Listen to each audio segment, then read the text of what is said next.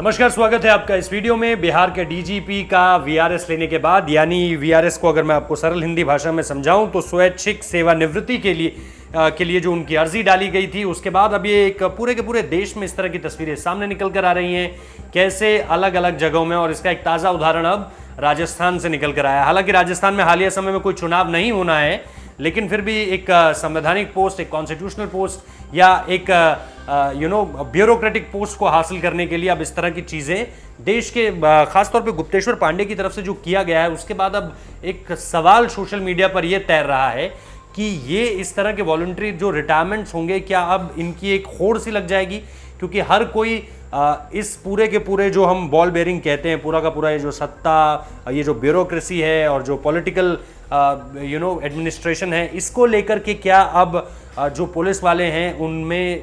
जो पहले के मुकाबले वो थॉट प्रोसेस उनका बदला है उसके बाद? क्योंकि अभी जो एक खबर आ रही है वो ये खबर है कि इसी तरह का एक जो वीआरएस है उसकी घोषणा राजस्थान में भी हुई है। और राजस्थान में डीजीपी भूपेंद्र यादव जो है उन्होंने इस तरह के एक वीआरएस की अर्जी डाल दी है। हालांकि मुख्यमंत्री अशोक गहलोत ने इस पर अभी कोई कार्रवाई नहीं की है, लेकिन सवाल ये कि क्या वो भी इस तरह का कोई चुनावी फायदा लेना चाहते हैं? क्योंकि जैसा मैंने आपको पहले भी बताया कि राजस्थान में कोई हालिया समय में चुनाव नहीं है, लेकिन उसके बाद भी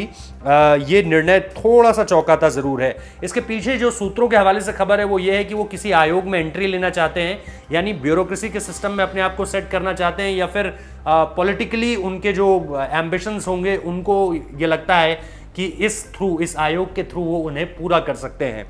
तो ये एक पूरी की पूरी खबर है जो उनके और जैसा मैंने आपको बताया कि अशोक गहलोत के वो, इसके अलावा जो हमें हमारे सोर्सेस बता रहे हैं वो ये कि अशोक गहलोत के वो पसंदीदा अधिकारी भी हैं। इसका मतलब अगर वो पॉलिटिकल सेटअप में आते हैं या फिर ब्यूरोक्रेसी के सेटअप में आते हैं तो वो निश्चित तौर पर अशोक गहलोत के करीब रहेंगे। तो कुल मिलाकर इस खबर में जानकारी हम आपको यही देना चाह रहे थे कि डीजीपी गुप्तेश्वर पांडे के बाद क्या क्योंकि बिहार में चुनाव भी हैं अब, तो इस तरह की तस्वीरें क्या आप देश भर से सामने निकल कर आएंगी कि जो पॉलिटिकल सिस्टम के करीब जो अधिकारी होंगे, फिर चाहे वो पुलिस में हो या ब्यूरोक्रेसी में हो, सचिवालय लेवल पर बैठते हों जो निश्चित तौर पर ब्यूरोक्रेट्स ही होते हैं, तो क्या इन लोगों के इस तरह के वीआरएस की खबरें अब आम हो चलेंगी? क्योंकि वहां से यहां आकर पॉलिटिकल सेटअप में फिट होकर इनके पॉलिटिकल एम्बिशंस पूरे होते हैं, जो कि मच मोर लग्जरी से भरे पड़े हैं अगर आप पॉलिटिकल सेटअप को देखें एज कंपेयर टू ब्यूरोक्रेसी। और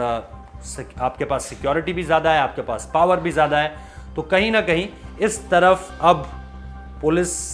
या पुलिस बल से जुड़े जो भी और लोग हैं जो सत्ता के बहुत करीब हैं और सत्ता भी जिन्हें पसंद करती है, क्या उनका इस तरफ आना अब इस तरह से सामने आएगा, ये देखना दिलचस्प होगा। तो ये एक खबर थी भूपेंद्र यादव की, जिन्होंने अपना वीआरएस दिया है और अब वो